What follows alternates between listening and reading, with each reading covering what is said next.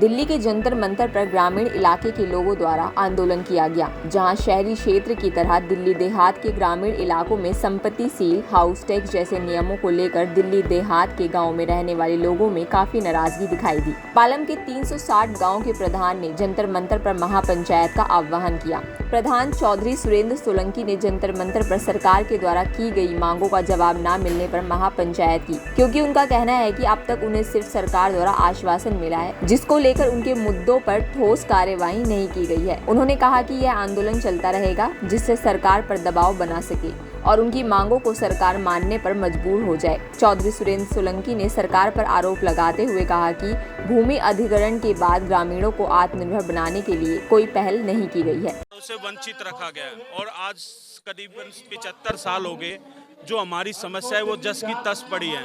हमारे गांव के अंदर हाउस टैक्स के नोटिस भेजे जा रहे हैं। हमारे जो ग्राम सभा की जमीन जिस पे गांव का मालिकाना है वो छीनी जा रही है। चाहे हमारी धारा 81-33 समाप्त करने की बात हो, चाहे सर्कल रेट बढ़ाने की बात हो, चाहे 74-4-20 सूत्री के तहत मालिकाना हक की बात हो, चाहे अल्टरनेटिव प्लॉट की बात हो, इस तरह के 10-11 मुद्दों को लेकर हमने पंचायत बुलाई है और हमने ये ऐलान किया है कि हम अपना हक लेके जाएंगे और जब तक हमारी समस्याओं का समाधान नहीं हो जाता ये आंदोलन जारी रहेगा। ये अभी पिछले महीने से लगातार आ रहे हैं और 2004 से टैक्सेस मांगे जा रहे हैं। बड़ा दुर्भाग्यपूर्ण है और कई कई गाँव में तो जिसमें एक मकान एक कमरा बना हुआ है वहाँ भी 1 करोड़ तक के नोटिस भेज दिए। ये जो घर पे बैठ के नोटिस भेज रहे हैं, सरकारों को सोचना चाहिए। अंग्रेजी हुकूमत ने भी हमें जो लाल डोरे के अंदर की जो हमारी आबादी थी सभी टैक्सों से माफ़ रखा गया, लेकिन आज की हुकूमत जो हमारी बनाई हुई है वो हमारे पे इतने भारी टैक्सेस थोपने की कोशिश कर रहे हैं। किसान के रूप में हम यहाँ सब एकत्र हुए हैं आज जंतर मंतर पे। हम पहले भी अपनी मांगे उठाते रहे हैं, लेकिन आज हमें मजबूरन यहाँ तक पहुँचना पड़ा है और हम अगर जो हमारी मांगे पूरी नहीं होंगी तो इससे आगे भी हम संसद के समक्ष धरना प्रदर्शन अपना करेंगे। आपकी क्या मांगे हैं? हमारी मांगे मेन ये है कि तो जो गांव के अंदर इन्होंने सुविधा तो दी नहीं है, हाउस टैक्स लगा दिया है, और दूसरा ये जहाँ झुग्गी वहीं मकान अपनी योजना चला रहे हैं, अन्य योजनाएं चला रहे हैं, लेकिन जो गांव के किसान जो अपनी ज़मीन पे जिनका 1954 के बाद लाल डोरा नहीं बढ़ा, उन्होंने अपना गांव आसपास में जो अपना घर बना लिया उसको रेगुलाइज नहीं कर रहे हैं। और जहां सरकारी ज़मीन पे तो इन्होंने उनको रेगुलाइज कर दिया है, लेकिन किसानों को रेगुलाइज उनको नहीं कर रहे और उनके ऊपर तोड़ने की तलवार हमेशा लटकी रहती है।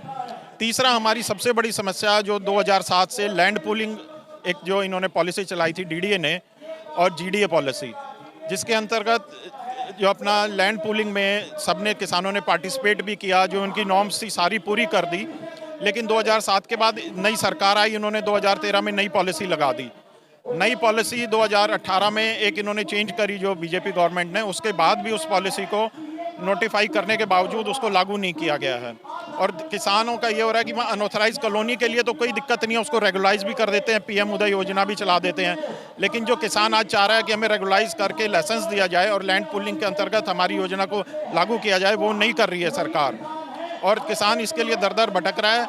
और पूरे अनऑथराइज कॉलोनीज़ में इतना ज़्यादा करप्शन है कि अनऑथराइज में 50 लाख रुपए तक गवर्नमेंट जो है सर्वेंट इसके अंदर खर्चा दे के कहीं भी आप अनऑथराइज कॉलोनी काट सकते हो। तो हमारी यही मांग है कि इसको लैंड पूलिंग को समयबद्ध तरीके से लागू किया जाए, और मास्टर प्लान 2041 है उसको भी लेट किया जा रहा है, उसके अंतर्गत भी ये पॉलिसी लागू हो सकती है, उसको भी लटकाया जा रहा है। तो इसी मांग को लेकर हम एकत्र हुए हैं, आज यहाँ पे इकट्ठा हुए हैं सब। तो जो ये हाउस टैक्स नोटिस है आपको कब से मिल रहा है? ये हाउस टैक्स हमें बहुत बारी मिल चुका है, नोटिस बार बार आता है, फिर ये अपना सेशन में पास कर देते हैं कि भी आगे से लागू नहीं होगा, लेकिन हर सरकार इस मुद्दे को भुना के आगे बढ़ जाती है और हर 2-4 साल बाद फिर से वो नोटिस भेज देते हैं। हम ये कहते हैं कमर्शियल प्रॉपर्टी पे भले ही लगा दो, लेकिन जो गांव के रहने वाले लोग हैं उनके ऊपर जब आप सुविधा ही नहीं दे रहे तो हाउस टैक्स किस बात का ले रहे हैं? या तो उन्हें प्रॉपर सुविधा दे दीजिए, कोई दिक्कत नहीं, हम हाउस टैक्स भरने को तैयार हैं। ना सीवर है, ना प्रॉपर गलियाँ हैं, ना नाली है, कुछ भी सुविधा नहीं है, उसके बावजूद हमारे पे हाउस टैक्स लगा रहे हैं, तो ये अन्याय है। मैं गांव मंगोलपुर खुर्द से राजपाल नंबरदार हूं और इस पंचायत की समस्याओं के लिए समर्थन देने के लिए यहाँ आया हुआ हूँ। मेरी जागरूकता के लिए, पहचान के लिए समाज को ये कहना, जब दिल्ली का हिंदुस्तान का संविधान लिखा गया तो दिल्ली को केंद्र शासित घोषित किया गया। केंद्र शासित होने की वजह से इसको राज्य के अधिकार प्राप्त नहीं है और संविधान में इसकी कोई विशेष सहायता के लिए विशेष कानून में छूट नहीं दी गई।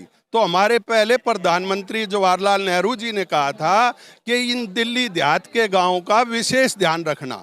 तो 65-70 साल कुछ सालों तक हमारा ख्याल रखा गया, इस तरह के टैक्स वगैरह नहीं लगे। लेकिन नए नए लोग आ गए, नए ऑफिसर आ गए, उनको ये बातें भूल गए। बर्बली तौर पे कहा गया इनका विशेष ध्यान रखना।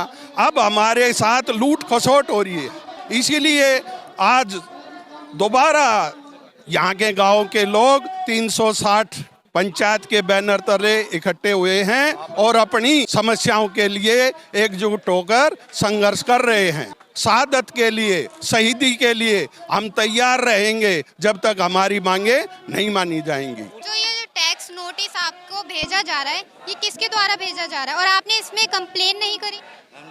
एमसीडी के द्वारा भेजा जा रहा है। इसकी कंप्लेंट मैंने पहले प्रधानमंत्री, होम मिनिस्टर, दिल्ली की सरकार सभी को भेजा था।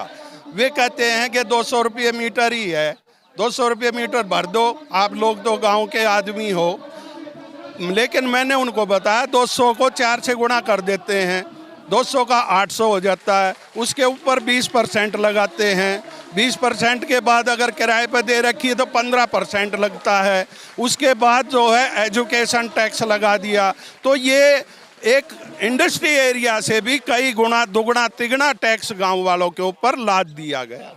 गौरतलब है कि उन्हें आश्वासन दिया गया था कि परिवार के एक सदस्य को सरकारी नौकरी दी जाएगी, लेकिन न किसी परिवार के एक सदस्य को सरकारी नौकरी दी गई। दूसरी ओर ग्रामीणों पर हाउस टैक्स, पार्किंग शुल्क समेत कई प्रकार के टैक्स लगा दिए गए।